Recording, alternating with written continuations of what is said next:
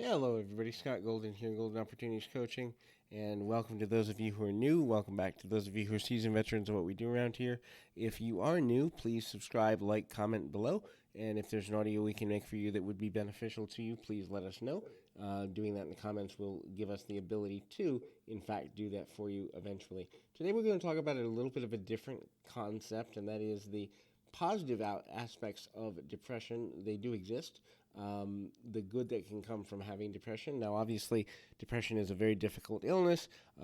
Millions of people have it around the world, and this is not to say that it is an easy battle to go through. It is certainly not. However, there are positives that can come from even the negative of going through it at all, and we're going to talk about four of those during this particular audio.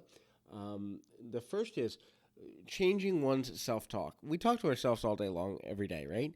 We talk to ourselves about what to have for lunch. We talk to ourselves about what other people might think of us. We talk to ourselves about what to do in certain situations. We filter informations and have conversations inside our own head, and sometimes verbally for some of us, on a regular basis, all day, every day. And so for a person with depression, that self-talk becomes extremely negative, downright destructive sometimes. And so when you have had depression, you have to begin, the recovery process includes beginning to look at self-talk and what we say about ourselves, what we allow others to say about us, and how we let that affect us.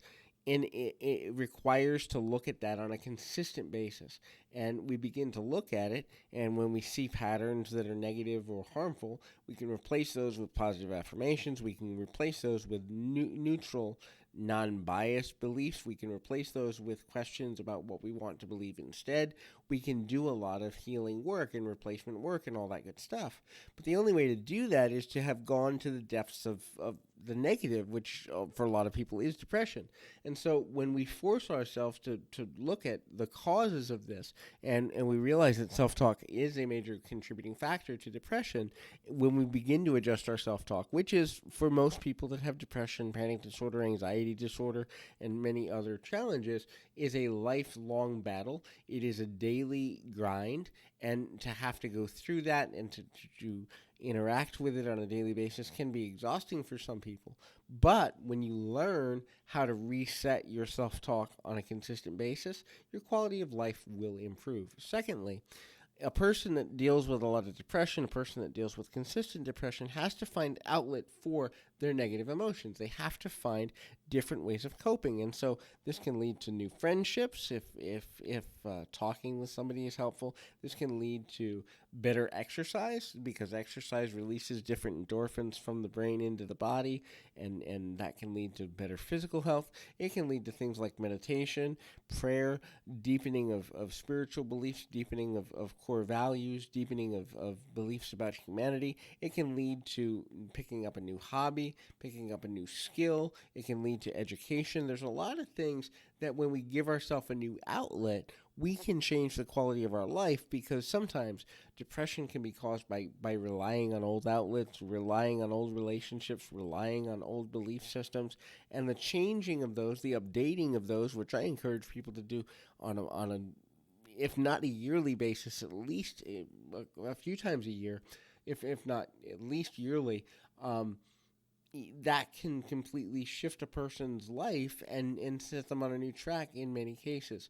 The next thing that's important is a person who's been through depression, when they come through it, when they are in a moment of clarity or a moment of lucidity and not so emotionally controlled, they realize the value of the moment. And so many people um, develop depression for two key reasons. Either they dwell in the past and traumas related there too, or they are fixated on fear of the future, right? And so a person who looks at the present moment as the only true reality that matters, and that is factual, right? Like, you can't do anything about the future, you're not there yet. You can't do anything about the past, you don't have a time machine.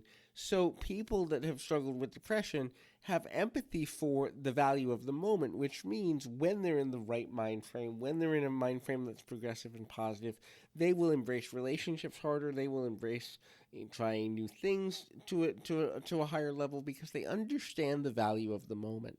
And many times, people without loss or the grief that depression can bring overvalue the past or the future and undervalue the value and the presence of the moment. I say it all the time to clients, but 86,400 times every day, you have the choice to make history or excuses, meaning, are you going to do something positive and progressive, or are you going to limit yourself due to beliefs that are limiting? That's a choice we all have to make every second of every day.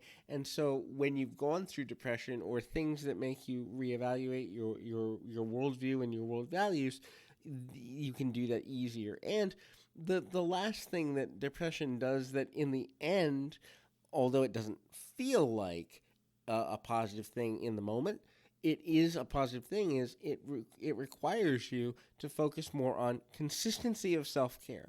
Now, self-care can be something as simple as going for a walk in nature.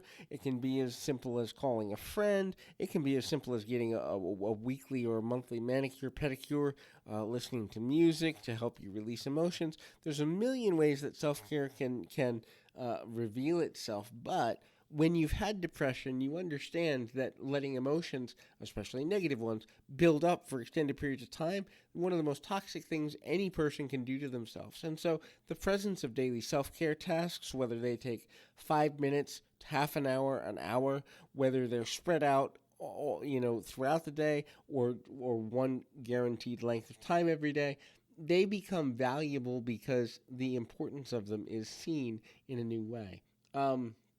So those are the four main ways that depression can really be an asset to people once they're through the worst part of it, and there's growth and wonder to come from even that moment of darkness or moment of struggle. And so it's important, if you are dealing with depression or other mental and emotional challenges, please seek help, whether that be a counselor, psychologist, psychiatrist, pastor, coach, whatever it is.